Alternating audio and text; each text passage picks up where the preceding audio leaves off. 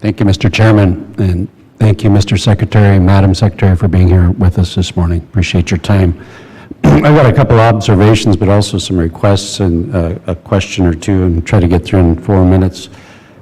I've spoken with a lot of impacted constituents, and also through my own review, it seems clear that this Dietary Guidelines Advisory Committee went outside the scope of their mandate in developing the recommendations for the report, including policy recommendations from taxes to local restaurant zoning to food labeling and sustainability policy.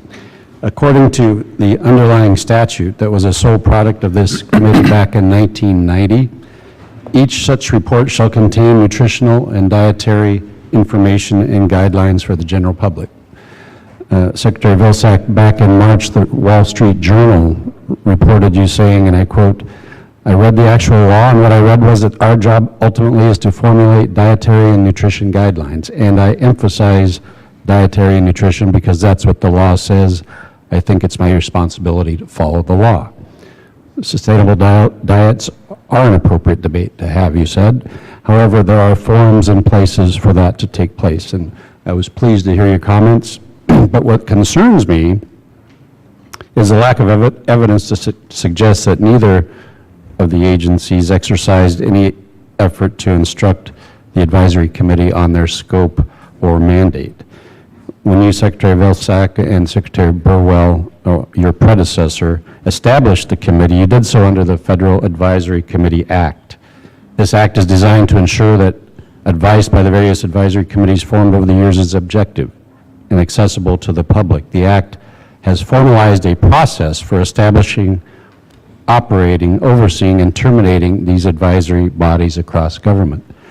The DGAC members are not full-time employees and rely very heavily on agency staff to carry out their duties.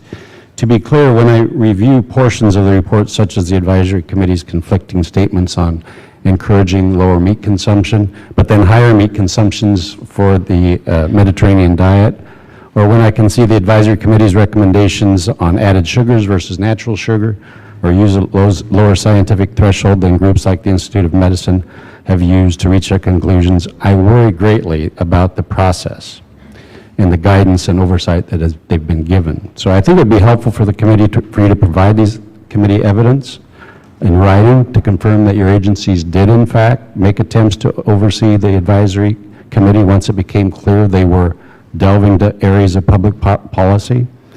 In response, I would like to see evidence that your agencies provided instructions to the committee during their assembly to ensure they were staying focused on the right guidance and not straying into policy matters outside their scope or mandate. And likewise, I'd like to receive documented evidence of the instructions agencies provided to the committee on the public law to help them understand their report must be based on the preponderance of scientific and medical knowledge that's current at the time of publication.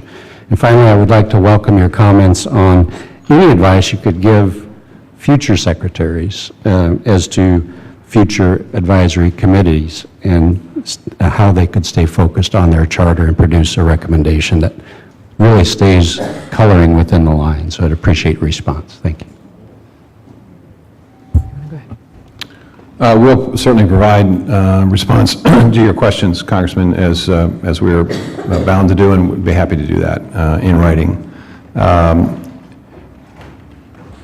I think my advice to future secretaries will be to continue the process of educating people about what these recommendations are and what they are not, and the distinction between the report and the guidelines. There seems to, again, I've said this several times today, there seems to be a misunderstanding upon some of folks that the report equals the guidelines, and that is not the case. The report is one aspect of our consideration, one aspect of the data, the information that is used to formulate these guidelines. And to me, this debate has been helpful, I hope, in getting a better understanding of precisely what the recommendations are. And I think that the discussion we've had today is also healthy as it relates to what is the purpose of these guidelines. Is it focused on prevention, or is it focused on treatment, or should it be focused on both? I think that's a healthy discussion.